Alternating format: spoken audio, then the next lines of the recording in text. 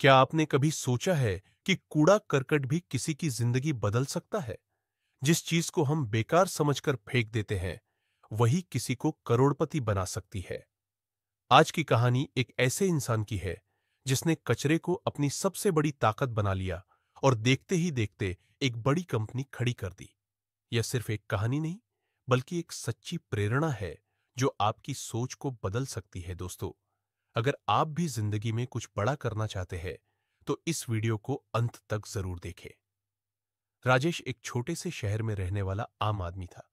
वह बेरोजगार था, घर में गरीबी थी और हर रोज उसे अपनी जिंदगी की जद्दोजहद से जूझना पड़ता था। उसकी जेब में सिर्फ कुछ पैसे हुआ करते थे, लेकिन उसका सपना बड़ा था। मैं भी कुछ बड़ा करना चाहता हूं, लेकिन मेरे पास कोई साधन नहीं है, वह अक्सर खुद से कहता। एक दिन जब वह एक चाय की दुकान पर बैठा था, उसने कुछ बच्चों को कूड़े के ढेर से प्लास्टिक और कागज बीनते देखा। वह सोचने लगा, अगर ये बच्चे इस कचरे से कुछ पैसा कमा सकते हैं, तो क्या मैं इससे कुछ बड़ा नहीं कर सकता? राजेश ने गौर किया कि शहर में हर जगह कूड़ा फैला रहता है। लोग इसे बेकार समझकर फेंक देते हैं, लेकिन उनमें से बहुत सा कचरा रिसाइकलिंग किया जा सकता था। उसने सोचा, अगर मैं इस कचरे को इकट्ठा करके सही जगह पर बेचूं, तो इससे कुछ पैसे तो जरूर कमा सकता हूं। पहले लोगों ने उसका मजाक उड़ाया, एक पढ़ा लिखा आदमी कबाड़ी का काम करेगा। लेकिन राजेश को किसी की परवाह नहीं थी। उसने खुद ही शहर भर में कूड़ा इकट्ठा करना शुरू कर दिया।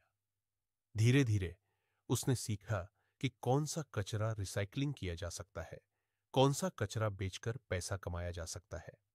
वह प्लास्टिक, पुराने अखबार, टूटे हुए इलेक्ट्रॉनिक सामान और धातु के टुकड़ों को अलग अलग करके बेचने लगा। कुछ ही महीनों में राजेश ने देखा कि यह काम सिर्फ छोटा मोटा धंधा नहीं है, बल्कि एक बड़ा अवसर है। अब वह और भी ज्यादा कचरा इकट्ठा करने लगा। उसने कुछ लोगों को अपने साथ जोड़ा और धीरे धीरे अपना खुद का वेस्ट मैनेजमेंट बिजनेस शुरू किया। अब वह सिर्फ कूड़ा नहीं बेच रहा था, बल्कि उसने पुराने सामानों को नया बनाने और उन्हें दोबारा इस्तेमाल में लाने की तकनीक सीखनी शुरू कर दी। राजेश ने पुराने प्लास्टिक से नए सामान बनवाने की शुरुआत की। वह पुराने टायरों से फर्नीचर, कांच की बोतलों से सुंदर लैंप और इलेक्ट्रॉनिक वेस्ट से नए उपकरण बनाने का काम करने लगा।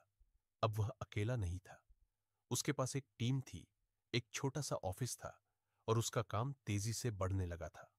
उसने एक कंपनी बनाई जिसका नाम रखा ग्रीन अर्थ रिसाइकलिंग।